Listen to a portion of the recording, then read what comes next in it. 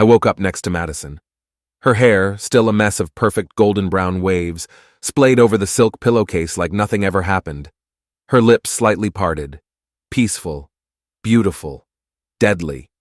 She looked like the same woman I once gave my life to. But I remembered it all now.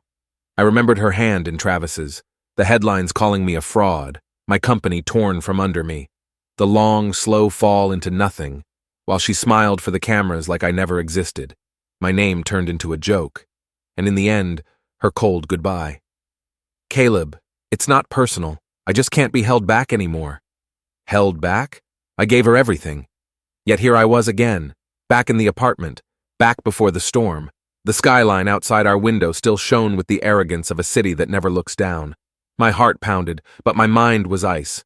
I was back, same bed, same wife, same world. But I wasn't the same man. I sat up slowly, careful not to wake her. The clock said 6:30, the same hour I used to get up to make her coffee, drive her to morning shoots, check her emails while she was still dreaming. God, I used to think that was love. I moved to the mirror, studying the man I used to be. Caleb Wyatt, the dependable one, the loyal husband, the quiet investor who funded her rise to stardom, the man who once thought hard work and loyalty could outshine ambition and lust. Fool, not this time. Let Madison have her assistant. Let her chase the spotlight and the praise. I wasn't here to stop her. I was here to leave her behind. Morning, Madison murmured, her voice lazy and smooth as honey. She stretched under the duvet, then looked at me with a small smile, like nothing had ever been broken between us. I smiled back. Lies taste better when they're slow cooked. Morning, I said, handing her the mug I used to always prepare. Black coffee, 2 spoons of sugar, almond milk. She liked routines, especially ones where she didn't have to lift a finger. She took a sip and purred in approval. You always make it perfect. Of course I did. Back then, I was trying to be perfect for her. Now, I was just buying time. As she slipped into her silk robe and disappeared into the bathroom, I scanned her phone on the nightstand. Same password, still too trusting. Nothing from Travis yet. It was too early. He wouldn't become a constant presence for another week, when Madison's PR campaign kicked off. The campaign I had invested over $50,000 into last time. The one that made her a star and made me disposable. Not again. I left her phone untouched. No point starting a war she didn't know we were already in. Later that morning, Madison stepped into the living room in one of her wrap dresses, heels already on. She was flawless, as always, not a hair out of place. She'd once told me looking expensive was half the success. I believed her, but I was the one paying for it. She glanced at the mirror as she put on earrings. You're quiet today. Just tired, I replied. She watched me for a second too long, then shrugged. Well, don't forget dinner with the Chamberlains tonight. They're important.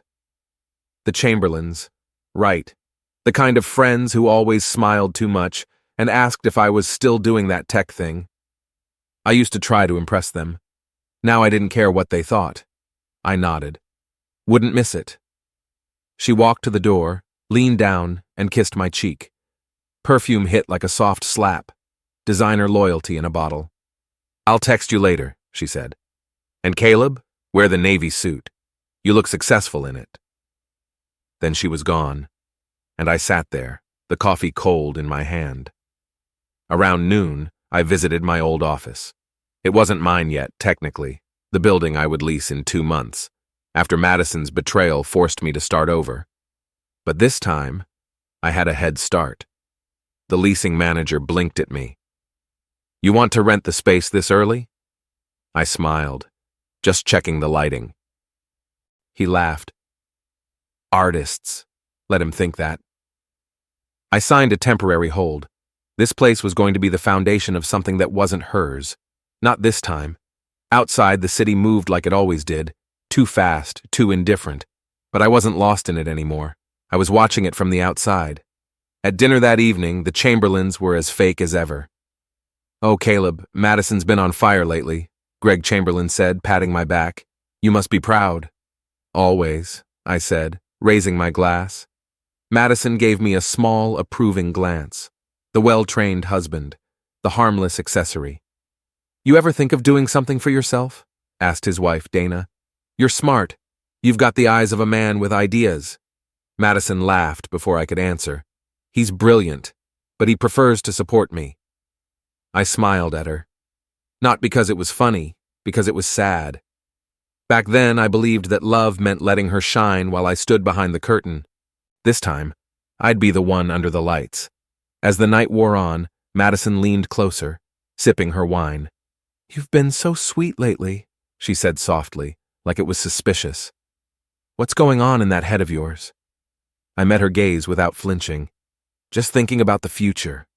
And for the first time in a long time, I actually meant mine. The first time I met Travis Moore, again, was on a Tuesday. I was in the kitchen, making myself lunch. Madison rarely ate at home during the day.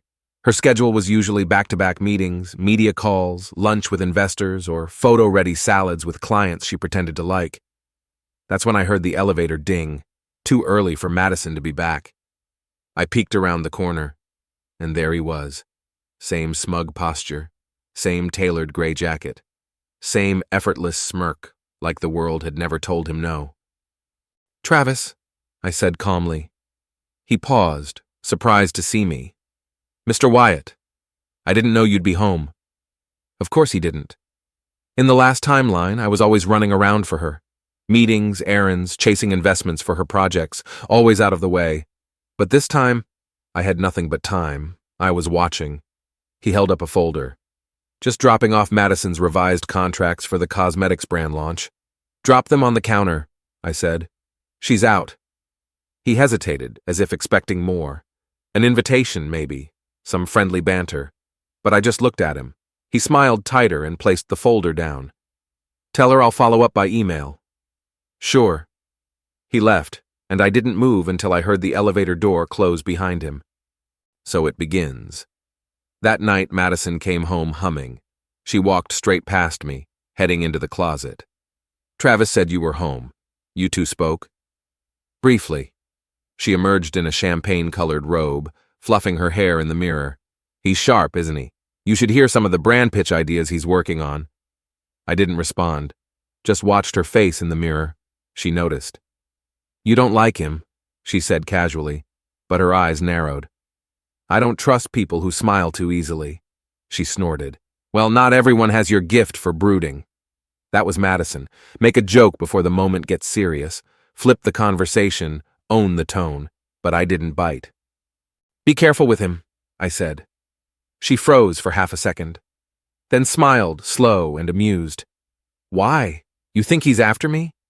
I met her eyes. "I think you're used to being wanted." She raised an eyebrow, a flicker of something darker in her face, but she hid it well. "I am wanted, Caleb," she whispered. "That's kind of the whole point of my career." She kissed my cheek and walked off before I could reply. The crack had begun to show.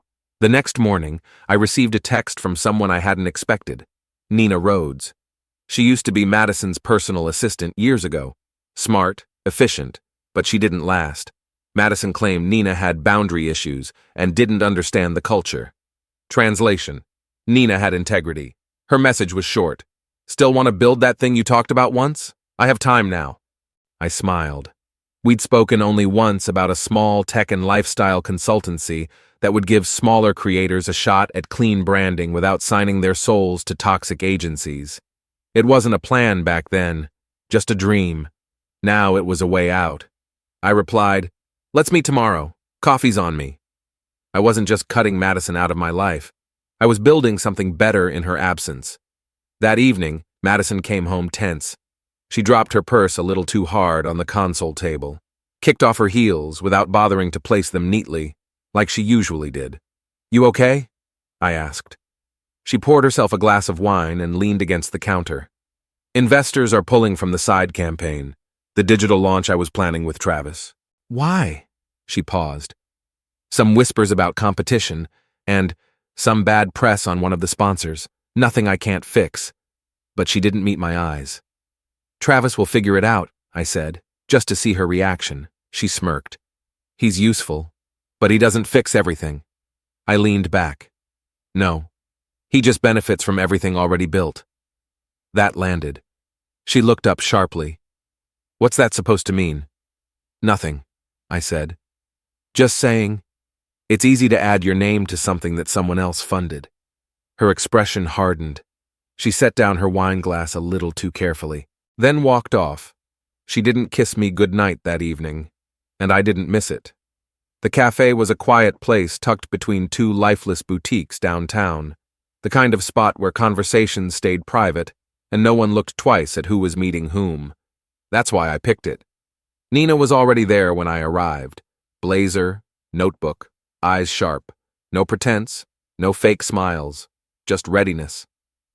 You look like you slept less than I did, she said as I sat. Madison's still allergic to silence, I replied. She snorted. Some things never change. We ordered coffee. I got straight to it. I want to build something small, at first, but tight. Ethical branding, content curation, platform support. You know the drill. She leaned forward. You mean the thing you sketched up 3 years ago while she was filming that perfume ad? You remember that? I remember everything she discarded.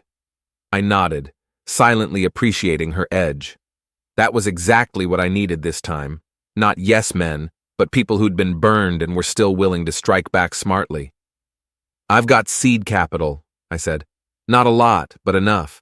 I want a structure in place before Madison's launch campaign goes wide. Because that's when Travis steps in, she said flatly. I met her eyes. Exactly. Nina sat back. Then let's move. For the first time in weeks, in years, honestly, I felt the ground shifting beneath me, and for once, I was the one pushing it. Back home, Madison was pacing with her phone to her ear. Her heels clicked over the marble like gunfire. I don't care if the venue has a lighting problem, she snapped. Fix it. I'm not presenting my face under shadows. She hung up, saw me, and paused. Where were you? Meeting a client. It was the first real lie I'd told her in this timeline. She tilted her head, amused. You've got clients again? Why not? I smiled. You're not the only one allowed to matter. She stiffened. That wasn't part of the script. In her version of the world, I was the support beam that never wobbled. The coat rack, the bag holder, her rock, until she decided to stand elsewhere. She walked toward me, slow, like she wasn't sure if this was flirting or combat.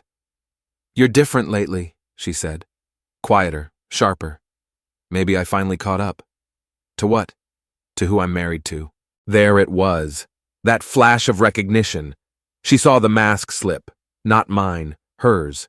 But before she could respond, her phone rang again. She checked it, sighed, and turned away. Travis again, she muttered. That man can't send a single email without confirming it by phone. I said nothing, but inside I counted the seconds. That night, I lay awake, staring at the ceiling while Madison snored softly beside me. The memories were harder now, more vivid, like this rebirth was dragging them out one by one. The hotel suite, the wine glass she broke when I confronted her, the way she denied it all, then laughed when I showed her the pictures. You think this is betrayal? She had said. I carried your weight for years, Caleb. I deserve more. Her voice echoed, louder than the silence in the room. I closed my eyes and saw Travis standing next to her on the stage, shaking hands with Madison's new sponsors while I stood in the shadows, invited only out of politeness. They were already planning it then, already replacing me. I used to think it happened slowly. Now I realized. They were always waiting for the right moment. But I had time now. This time, I wouldn't wait to be erased. The next day, I walked into the small unit I'd reserved, my future office. Nina was already inside, unpacking a laptop and whiteboard markers. Welcome home, she said with a smirk. I set my bag down. Let's build something that doesn't need anyone's last name to exist. She tossed me a dry erase marker. Start writing. For the next 4 hours, we planned. Timelines, platforms, contacts she still had from old jobs, brands that hated Madison quietly, but were too afraid to cut ties. Once we go live, she said, they'll come to you, not her. Let them. This wasn't about revenge anymore. This was about sovereignty. That night, over dinner, Madison asked without looking up, Did you talk to Greg Chamberlain today? No. Huh, he said you might call him. Something about a tech partnership? I paused. I've got other things lined up. She looked at me then. Without telling me? I didn't think I needed your permission. Madison set her fork down, slowly. You've changed, Caleb. I've finally realized who I am. She gave a short, cold laugh. Be careful. Self-awareness is only attractive when it stays in check. I stood up and collected my plate. So is ambition. And then I left her at the table. Alone for once. Let her get used to the feeling. You're quiet again, Madison said as we drove to the gala. It was the third time this week she'd commented on my silence. Thinking, I replied, my voice even. She looked over from the passenger seat, eyes lined in gold. About what? I smiled. About what happens when people stop pretending. Her lips twitched, either a smirk or a warning. Neither mattered anymore. The gala was a typical Madison affair. Mirrored walls, faux sincerity, men in expensive suits saying nothing useful, and women in dresses that looked like red carpet leftovers. And then, there he was. Travis Moore. Standing at the far end of the ballroom in a black velvet blazer, drink in hand, smiling like he owned the floor. He spotted us and started over, confident, casual, entitled. Madison, he greeted, leaning in for a kiss on the cheek. Then he turned to me, less warmth this time. Caleb, good to see you again. You too, Travis. I shook his hand. A little firmer than necessary, Madison looped her arm through mine. You remember Travis is heading the digital coordination on my new campaign. Hard to forget, Travis chuckled. Madison keeps me busy. She smiled, almost wistfully. You have no idea. I looked away. I'd seen this dance before, Travis leaning closer. Madison playing coy, the slow erosion of boundaries disguised as creative chemistry. In the old timeline, I didn't see it until it was too late. Now? I could smell it before the first spark. I walked to the bar. 10 minutes later, Madison joined me, a glass of white wine in hand. You didn't have to bolt like that, she said, watching me over the rim of her glass. I wasn't bolting, I said. Just thirsty. She leaned in closer. You've been acting weird lately. I said nothing. She narrowed her eyes. Is this about Travis? I turned to her slowly. No, this is about you. That made her pause. I don't understand, she said. Exactly. Her lips parted, ready for a comeback, but someone called her name across the room, and she masked it all behind a quick smile before walking away. But not before glancing back. That glance told me everything. She wasn't in control anymore. The next morning, I received a forwarded calendar invite from Nina.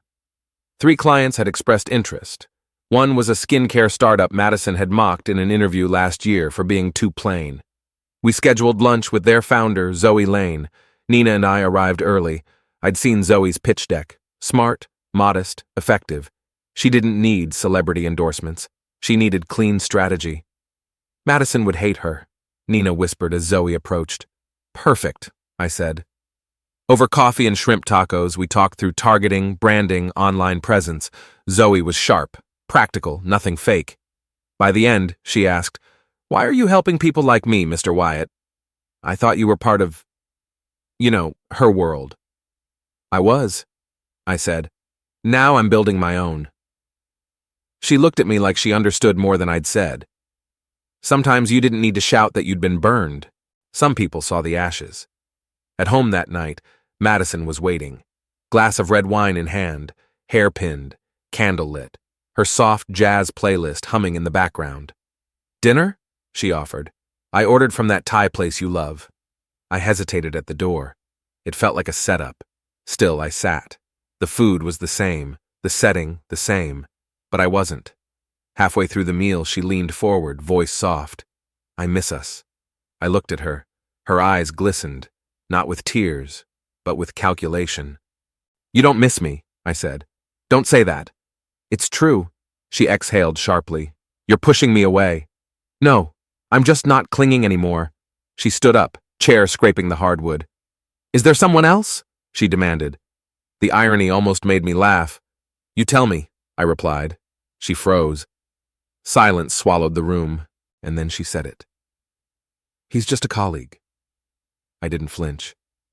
He won't be for long. Her face paled slightly. You're paranoid. No, I said quietly. I've just seen this movie before. She opened her mouth, but no words came. I stood and walked past her. Behind me, she stayed still. Not because she didn't know what to say, but because, for the first time, I didn't care. She's bleeding clients, Nina said, sliding the tablet toward me across the cafe table. I scanned the numbers. 4 mid-level sponsors had backed out of Madison's campaign in the last 72 hours. Too much bad press, she added. Too many arrogant interviews, not enough return on investment, and Travis isn't helping. I took a sip of my coffee. She always believed the brand was her. She forgot the brand was built on your money, Nina replied, smirking. It was a quiet kind of satisfaction. No fireworks, no revenge speech, just the cold math of inevitability. Madison had underestimated the cost of treating people like props, especially the one who paid for her spotlight. We moved into our office officially that week, a modest, minimalist space on the 5th floor of a co-working loft. Glass doors, exposed brick, a whiteboard already half covered with timelines and campaign funnels. I stood in the center for a moment, just breathing.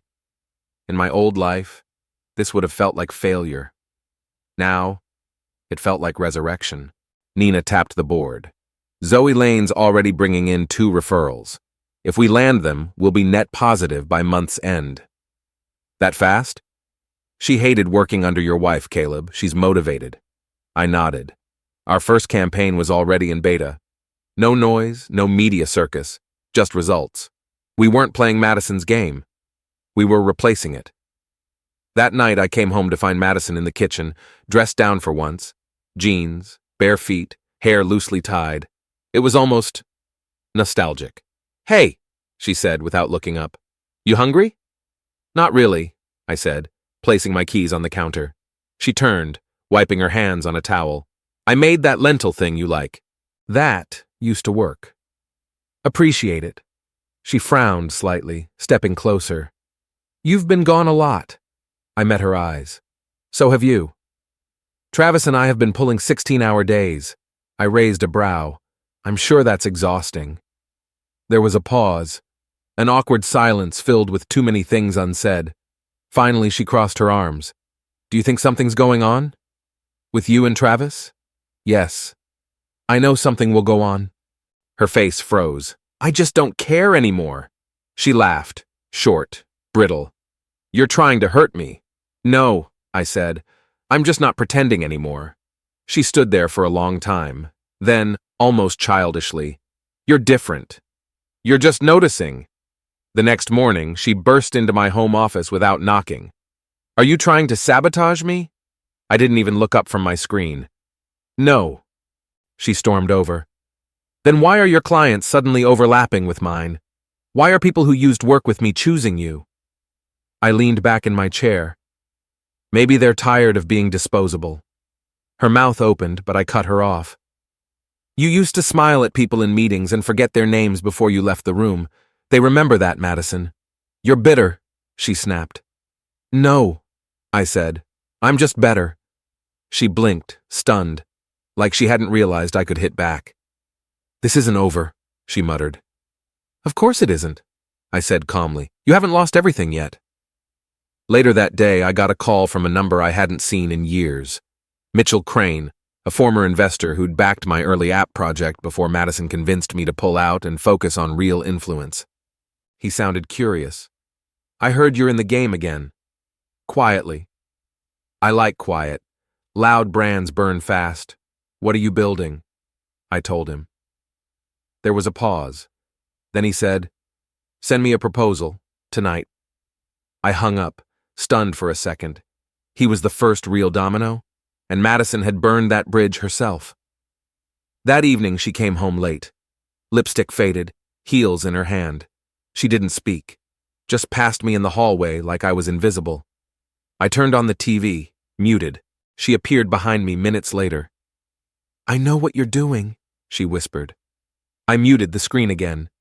Do you? You're not just pulling away, You're trying to erase me." "No," I said without turning. "I'm just finally letting the world see what was under the polish." Her voice cracked then. "I made you." That did it. I stood and faced her. "No, Madison. I funded you. I believed in you. And when you didn't need me anymore, you made sure the world forgot I ever mattered." She didn't argue, didn't cry, just stood there, silent, defeated. And I realized in that moment, this was only the beginning. The first article dropped on a Tuesday morning, a quiet industry blog, nothing flashy, but it was deliberate. The real brains behind the Blake brand, industry sources point to silent partner. I read it over coffee, calm, focused. Madison, on the other hand, stormed into my office 20 minutes later, phone in hand, eyes blazing. "Did you plant this?" "No." She slammed the phone onto the desk. "It mentions you by name. It calls you the architect of my early success." "Because I was." Her voice shook. "This is humiliating." "No, Madison. This is clarity." She pointed at me like she was accusing a ghost. "You're trying to destroy me." "No," I said. "I'm just done hiding while you pretend I never existed." She opened her mouth, but this time there was no performance. Just silence. Because the truth didn't need theatrics. That evening, Madison posted a carefully crafted photo on her social media. A glass of wine, fireplace in the background, her curled on the couch in an oversized sweater. Grateful for real friends and real loyalty. Hard days don't last. Travis liked the post within 60 seconds. So did 3 gossip bloggers. By morning, her followers were speculating. One thread in particular went viral. Was Blake's husband the power behind her brand all along, and did she dump him for her assistant? I didn't comment, didn't repost, didn't even like anything. I just watched her try to fight a storm with a smile and a filter. Nina called that afternoon. "You ready to go public?" "Not yet." "Why?" "Because she hasn't panicked enough." Nina chuckled. "She will. Zoe's campaign is outperforming every one of Madison's benchmarks. And I got word Travis tried to poach one of our consultants." I laughed. That was fast. Desperate people move quick. Let him, let her. We were ahead now. Not just in reputation, in timing, in clarity, in truth. That night, she cornered me in the hallway. Her hair was undone, her mascara faint. She looked like someone who hadn't slept and didn't want to admit why. "You could have just talked to me," she whispered. "I did," I said. "Years ago," she winced. "I made mistakes." "No," I said. "You made choices." She stepped closer. "You want to humiliate me?" "No," I said. "I want to be free of you." Her eyes flinched like I'd slapped her. Then softly, "I never meant to hurt you." "You didn't hurt me, Madison," I said coldly. "You ended me. And then you moved on like I never existed." Her lip trembled. "You're not the man I married." "No," I said. "I'm finally the man you couldn't destroy." And I walked away. The next morning, Varian, a mid-size platform with deep ties to branding, reached out through Nina. They wanted to profile me, not just as the man behind the Blake image, but as the new voice in ethical brand architecture. They'd seen our work. They saw the numbers. I agreed, not for revenge, but because it was time. Time to stop hiding in the shadow of a woman who built her tower on my foundation, then kicked me out of the building. Later that week, I came home to an unfamiliar scent, something floral, heavy. There were candles lit in the hallway, soft music playing in the living room, and Madison standing there in a deep red dress, one I hadn't seen in years. "Can we start over?" she asked, her voice breaking. "No. Please." I looked at her, not with hatred, not even pity, just indifference.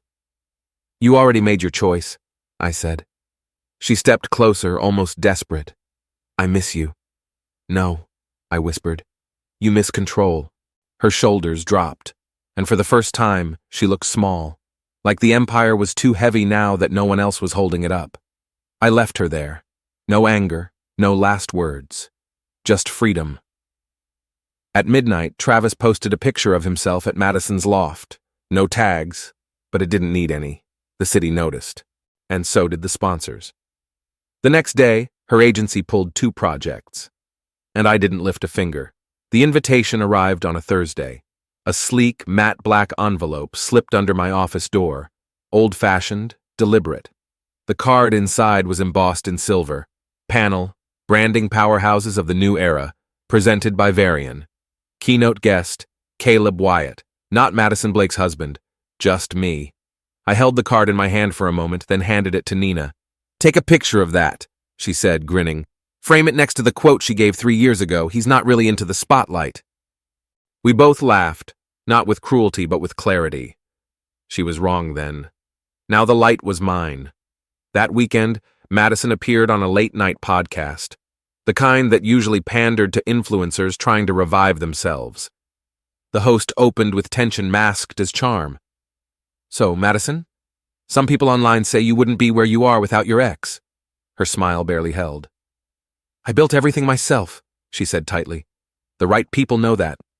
"Sure," the host said, "but do you regret how that relationship ended?"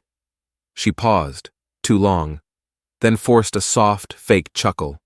Not everything is meant to last. But people remembered that answer, and they clipped it. By morning, the internet did what it always does. It dug up the past, old photos, uncredited documents with my signature on brand filings, event receipts in my name. The shadow I had once cast quietly was now standing under a very loud spotlight. The day of the panel arrived. I wore the navy suit, the same one Madison used to make me wear to play the part of her trophy. But this time, I wasn't a prop. I was the reason the cameras were here. Nina and I arrived 20 minutes early. The venue buzzed. Journalists lined the lobby. Branding firms I once begged for meetings now fought for a minute of my time.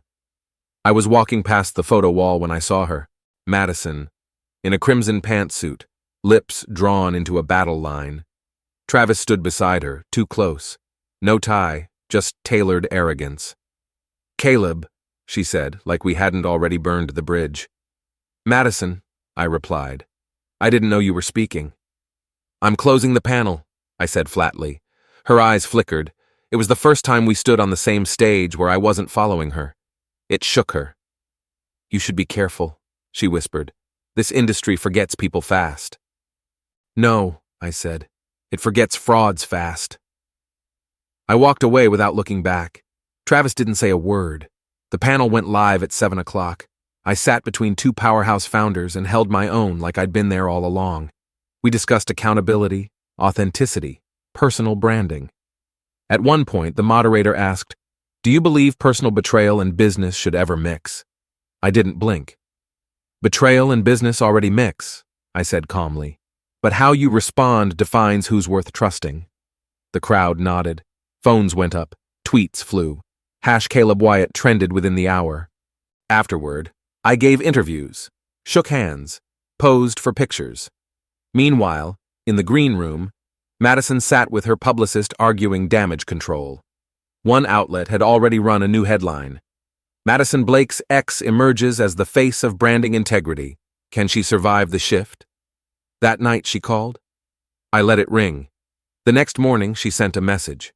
"We need to talk. You can't just erase me from this space." I typed one line. "I didn't erase you. You erased yourself when you stopped seeing people as people." Then blocked the number. No rage, no revenge speech, just a closed door. By Monday, Nina had signed 2 new clients, both defectors from Madison's roster. One even emailed directly, "I never realized who was behind the original campaigns. Wish I had known sooner." It was happening, not through sabotage, but through recognition. The truth always floats to the surface, eventually. 3 days after the panel, Madison's name trended for all the wrong reasons. Not on fashion blogs or glossy features, but in exposés. Inside Blake's broken empire, anonymous sources detail a culture of control and credit theft. Nina dropped the article onto my desk. I didn't smile. "I thought you'd be celebrating," she said. I shook my head. There's no joy in watching someone drown, even if they threw you overboard first. Still, I read it. Former interns, old collaborators, even a junior editor from a magazine she once screamed at behind closed doors. They all told the same story. Charm on camera, ice behind it, Calculated, cold, transactional. She's getting gutted, Nina muttered, and not by us. No, I said, by the truth. Madison didn't post for 5 days. Not a single filtered selfie. No polished quotes about rising above. Silence. It was louder than anything else she could have said. Travis, on the other hand, posted a video of himself hiking alone in the hills with a vague caption about finding peace through storms. Coward. It didn't help. Underneath the video, someone commented, "Funny how you're hiking while the woman who gave you a platform burns." Others followed. The tide had turned, and this time, it wasn't coming back. I found myself waking up early, not from stress, not from guilt, but from stillness, the kind of silence I hadn't had in years. Madison's voice no longer echoed through the apartment. There were no stilettos clicking across the tile, no perfume trails lingering in the bathroom. I had space, and for the first time, it felt unfamiliar. Nina invited me to a networking dinner. Just 10 people, founders, brand reps, some low-key investors. I said yes, more out of obligation than excitement. The dinner was quiet, warm, real. One of the women, a founder of a wellness brand, leaned in and said, "We were always wondering when you'd show up. We knew she wasn't alone building all that." I nodded, polite, still unused to hearing that truth spoken aloud. "She made a lot of enemies," someone else said. "She also made a lot of mistakes," I added. The room went still, but no one disagreed. That night, as I walked to my car, I passed a magazine stand. One of the lower-shelf tabloids had Madison's face on the cover, but not in glamour. It was a candid shot, hair in a messy bun, sunglasses on, clearly mid-breakdown. Queen crumbling, Blake seen alone, unraveled amid PR collapse. I stared at it for a moment, then walked away. I didn't buy it. I didn't need to. Her undoing wasn't my prize. My peace was. 2 days later, Nina buzzed my phone. "You're not going to believe this. Try me." She's been dropped from the Valencia campaign. You know, the European perfume line she used to call her global ticket. Who took her place? Guess. I paused. Not Zoe Lane. Bingo! I leaned back in my chair, not because I was shocked, but because everything had come full circle. The woman Madison mocked for being too ordinary was now representing the kind of brand Madison built her entire persona chasing. Poetic justice didn't need my hand. The world just caught up. That night, the doorbell rang. I wasn't expecting anyone. I opened the door, and there she was. Madison. No makeup, eyes red, sweater too big on her thin frame. "I didn't know where else to go," she said quietly. I didn't answer. "I lost everything," she added. "Everyone's gone." I still didn't speak. She looked at me like she was searching for the version of me that used to cave. The man who bent, who forgave, but he wasn't home anymore. She stepped forward. "Caleb, please." And then, for the first time in my life, I saw her cry. Real tears, not for me, for herself. "I just want to feel safe again," she whispered. I nodded slowly. "I hope you find that." And I shut the door, gently, but completely. I stood there for a long time, hand on the doorknob, not because I wanted to open it, but because I didn't feel anything. No revenge, no satisfaction, just release. And that was the truest victory I'd ever known. The email arrived early the next morning, a scanned copy of the divorce papers, unsigned. I stared at them for a long time. The last time I'd seen those documents, it had been in a courtroom, cold, sterile, humiliating. Back then, Madison had been calm, calculated. Her lawyer did most of the speaking. I'd barely gotten a word in. Now she had sent them herself. No note, just silence. Maybe she knew there was nothing left to say. I met Nina for lunch at a small rooftop cafe, one of those tucked-away places only locals knew. She looked over the papers on my phone and raised an eyebrow. "You going to sign them?" "Of course." She stirred her iced tea, then gave me a long look. "You okay?" "Yeah, I said. I just thought, when this moment came, I'd feel something more. Like victory? Like grief? Nina nodded slowly. You already did your grieving, back when no one saw it but you. She was right. The pain had come before the silence. Now there was only air. That night, I sat at my desk and signed my name. It wasn't dramatic. It wasn't cathartic. It was just necessary. The pen barely made a sound as it moved across the page. Like the ending had already happened, and this was just paperwork catching up to the truth. I emailed the scans to my lawyer with a simple message. Finalized. Please submit. Then I powered down the screen and leaned back.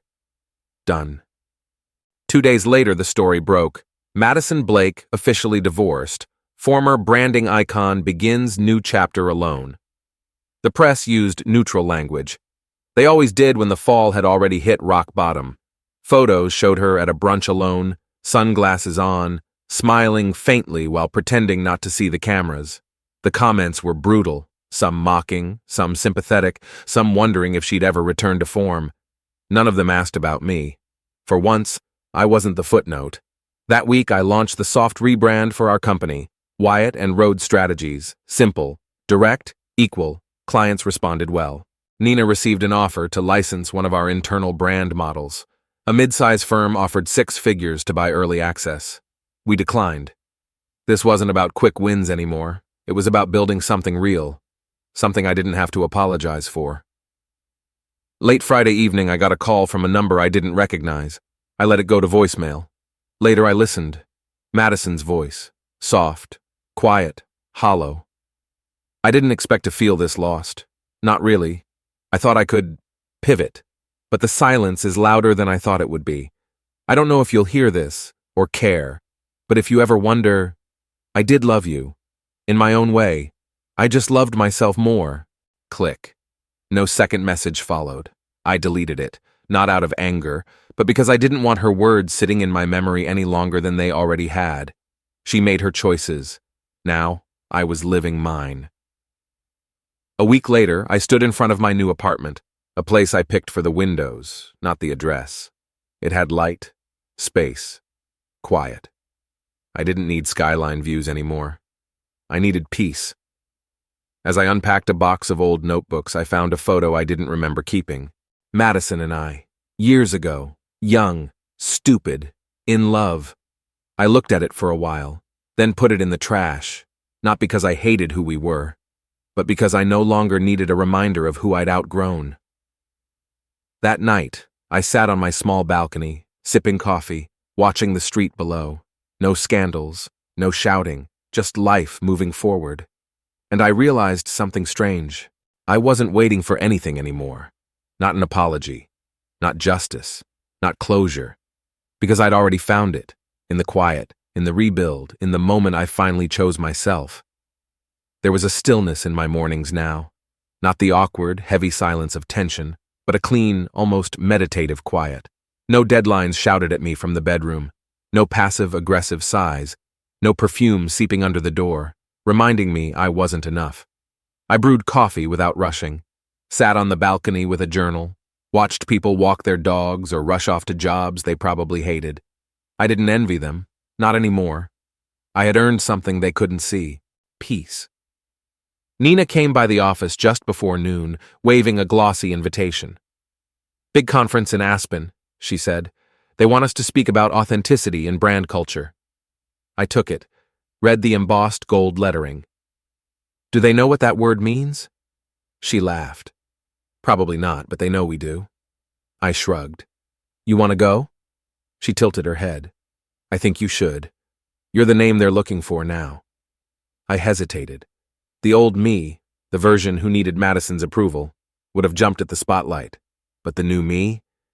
I didn't feel the rush. Maybe, I said. Let's see how next month plays out. Nina smiled knowingly. You're not hungry anymore. Not for attention, I replied. She leaned on the desk. You've changed. I looked at her. Do you miss who I used to be? She shook her head. No, that man was drowning. This one knows how to swim. Later that evening, I wandered into a bookstore near my apartment, something I hadn't done in years. No one whispered my name. No one looked twice. I was just another man in a soft flannel jacket thumbing through titles he probably wouldn't buy. I like that. I bought a book on architecture, another on philosophy. When I got to the checkout, the clerk smiled and asked, "You Caleb Wyatt?" I froze just for a second. "Yeah," I said. She grinned. "My cousin worked with you. Said you actually listened. That's rare." "Tell her I said thank you." The clerk nodded. "She says you built something real." I walked out into the cool air and let the words linger. Something real. Not built on someone else's ego. Not for someone else's dreams. Just mine. I spent the weekend cleaning my place, scrubbing counters, rearranging shelves, tossing out things I no longer needed. It was slow, deliberate, therapeutic. In one of the boxes, I found a tie Madison had picked for me years ago. Too loud, too expensive, too much. I folded it and placed it in a donation pile. No bitterness, no flare of memory, just letting go. Room by room, I was reclaiming space, both physical and emotional. Sunday afternoon, I had dinner with Nina and two of our early clients.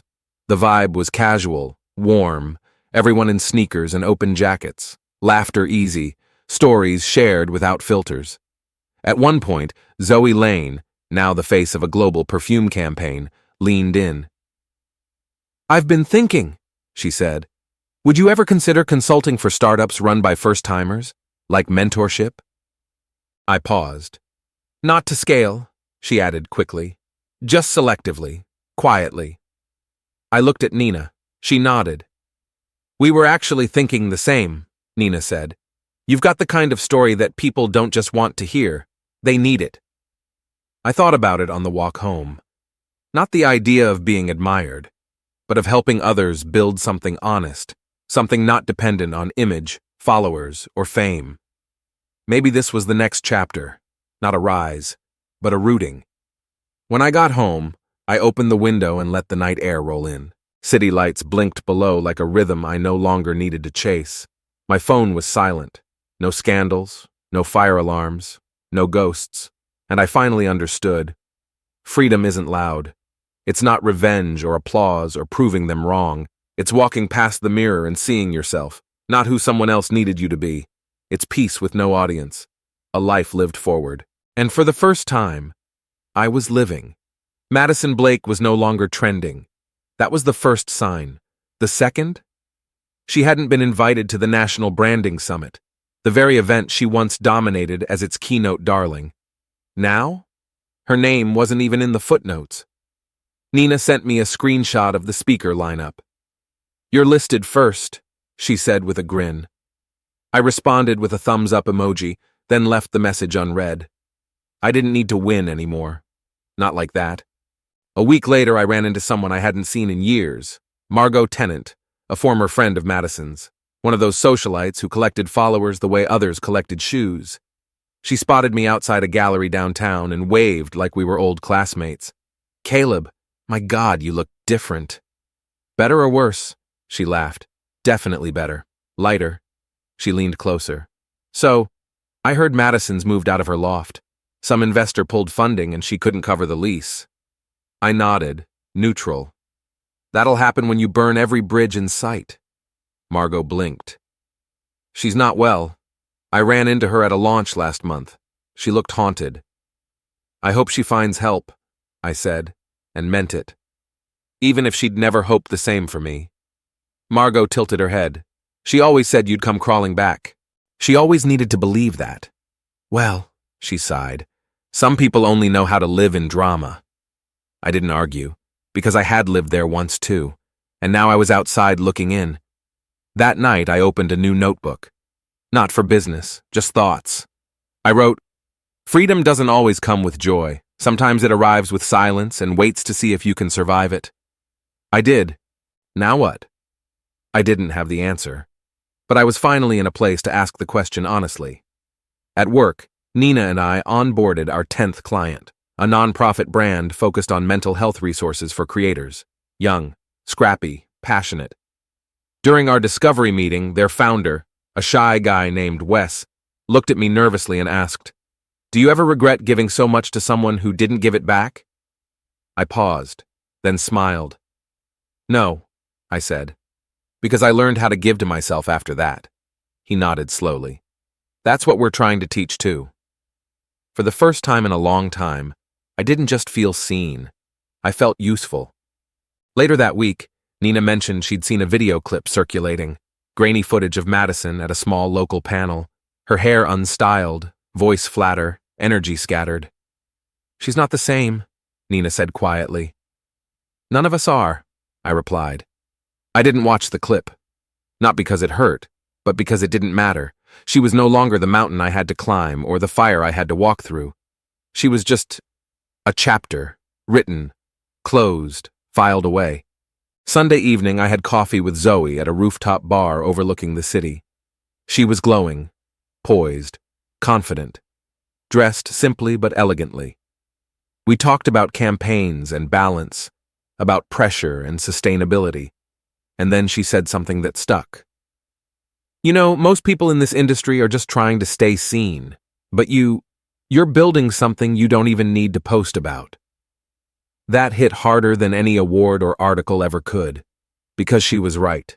Visibility wasn't my currency anymore. Substance was. Walking home that night, I passed the old agency Madison once owned. It was empty. Closed sign in the window. Furniture cleared out. No plaque, no legacy, no trace of her reign. I stood there for a moment, not out of sadness, but reflection. She once told me legacy was about how many people feared losing you.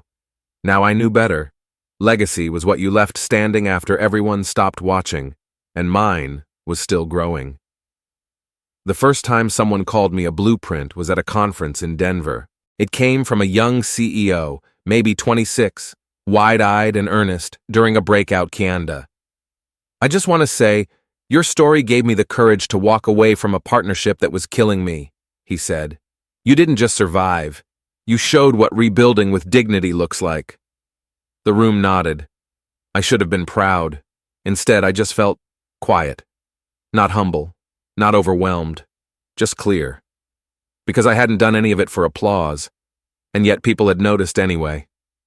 A few weeks later, Zoe invited me to a private showcase, a soft launch of her new line, her first independent campaign without major backing.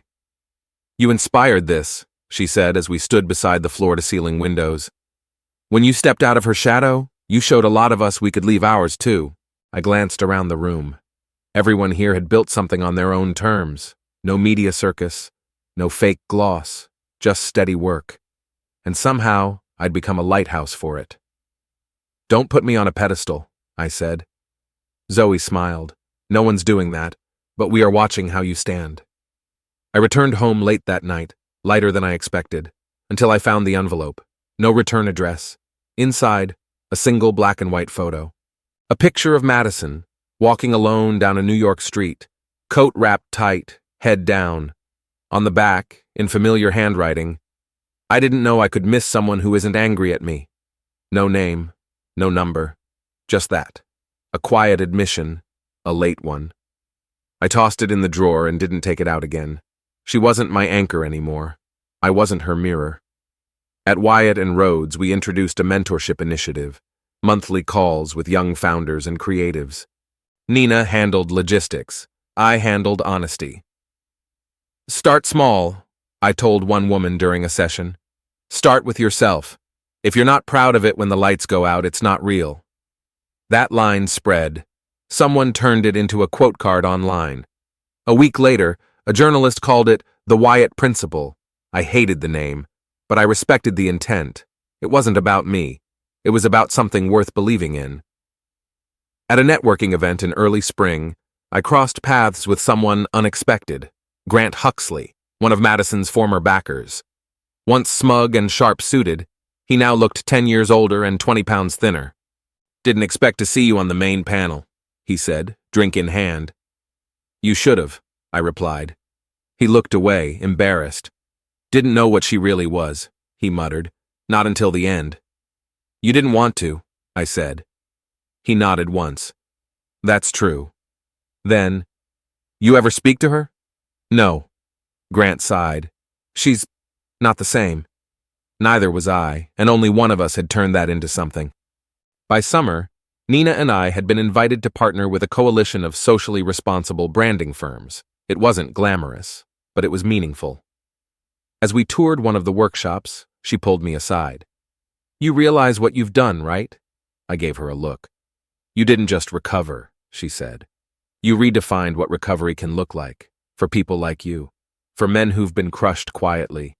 You made it okay to admit they were broken, and still come out better." I swallowed that slowly. It wasn't flattery, it was weight, responsibility, and I didn't run from it, because I knew exactly what it had cost to get here. That night, as I walked home through soft rain, I passed a digital billboard. An ad for Zoe's brand flickered above the skyline, clean, bold, confident. Underneath it, I caught my own name featured in a quote, not as a source of gossip, but as a guide. And suddenly I didn't see the past anymore. Not Madison, not Travis, not the betrayal, not the collapse, just the climb. The quiet, brutal, honest climb back to myself. It was a clear Thursday afternoon when I found myself alone in an auditorium. A tech and culture summit had invited me as their closing speaker, not because I was flashy, but because they believed in what I represented. I arrived an hour early. The lights were still dim, the seats empty, the mic cold, and I stood at the edge of the stage, staring at rows of silence. 3 years ago, I would have been terrified of this, not the crowd, the stillness before it, because stillness was where doubt lived. But now, I welcomed it, because stillness had taught me who I was. Before the speech, a staffer handed me a printed program. I scanned the list of attendees, mostly CEOs, founders, public figures. Then, at the bottom of the Special Observers section, a name caught my eye. Madison Blake. I paused, not because I feared her presence, but because I realized something profound. She still needed to see me win, and I no longer needed her to see it. Backstage, Nina adjusted my collar. "You ready?" "Always," she grinned. "You've come a long way." "I didn't come back," I said. "I just came home." The lights dimmed, the music rose, and then I walked out. No notes, no slideshow, just me, and the truth I carried. "My name is Caleb Wyatt," I began, "and I used to think survival was success." There was a stillness in the room, not of boredom, but attention.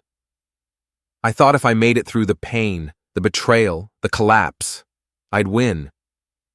But I learned that healing isn't the same as hiding, and moving on doesn't mean pretending it never happened. It means owning it, without letting it define you. I looked out into the crowd. People leaned in. There was a time I stood beside someone who got all the credit, all the praise, all the power. And when she didn't need me anymore, she erased me. But I didn't disappear. I rebuilt, quietly, not to get even, but to get honest. I didn't name her. I didn't need to. Everyone in that room, including her, knew. When the applause came, it wasn't thunderous. It was sustained, because it wasn't for a punchline. It was for a truth they'd been waiting to hear. I stepped off stage, not with adrenaline, but calm. Not pride, but peace. Nina hugged me backstage. "You just gave a generation of men permission to be whole." And for the first time, I believed it. Later that evening, I slipped out a side exit into the cool city air. As I turned the corner, I saw her, Madison, standing by herself near the fountain, not waiting, just there. She looked thinner, tired, a shell of the icon she once was. I could have kept walking, but I didn't. She looked up, met my eyes. Neither of us moved. Finally, she spoke. "You didn't even say my name." "I didn't need to." A beat passed. She exhaled. "You really don't hate me, do you?" "No," I said. "I outgrew you." That landed like a stone in water. No splash, just ripples. She blinked, swallowed. "I was wrong about everything." "I know. I don't expect forgiveness. I'm not offering it," I said gently. "I'm offering nothing. Not cruel, just real." She nodded slowly. "I always thought I was the storm," she whispered. "You were," I replied, "but I learned how to build in the rain." She smiled faintly, not bitter, just broken. And then she walked away. For good, I think. Back in my hotel room, I stared at the skyline. It didn't feel like victory. It felt like release. I poured myself a glass of water, sat down at the desk, and for the first time in years, I opened a new file on my laptop. Chapter 1. Not of my past, of something entirely new. Mornings look different now, not because the sun changed, but because I did. I wake without tension. My chest isn't tight. My mind doesn't immediately start replaying old conversations I should have handled differently. I don't dream of her anymore. I don't avoid mirrors. I don't apologize in my head before I speak aloud. I exist in my own name, and that might be the greatest freedom of all. 3 months after the summit, Wyatt and Rhodes was featured in a long-form editorial in Epic Business Weekly, not for revenue, but for values. The title read, "How One Man Quietly Rewired the Way We Think About Starting Over." I laughed when I read it, because I hadn't rewired anything. I'd just stopped performing. And that somehow made room for others to drop their masks too.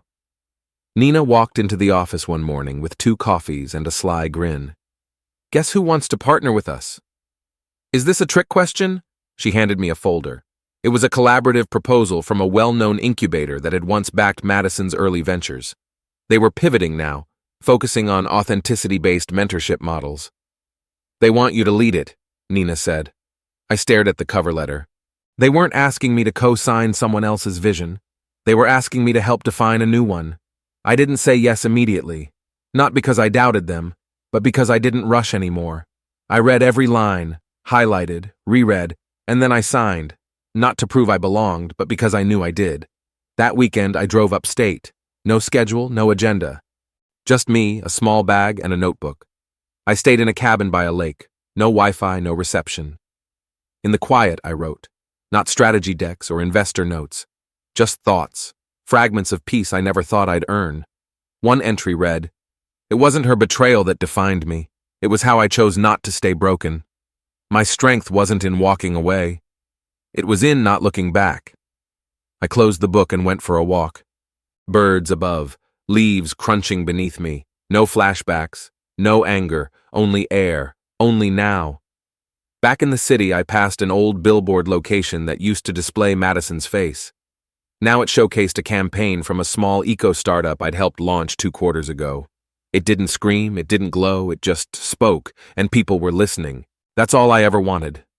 Not to win, but to matter on my own terms. One night I received a letter in the mail, actual paper. It was from a man I'd never met, a father, mid-40s, whose son had once interned for Madison and left broken, humiliated, unsure if he'd ever belong in the business world again. "My son said hearing your story saved his career," the father wrote. "And maybe his life." I folded the letter slowly, not from emotion, but weight. That kind of weight you carry with humility. Because being visible wasn't the goal, being real was. And now it was helping others, quietly, in ways I couldn't have planned. It's strange, the way life feels when the noise is gone. I used to equate stillness with loneliness. Now it feels like room to breathe, room to build, room to be. And not once, not even once, have I wished to go back.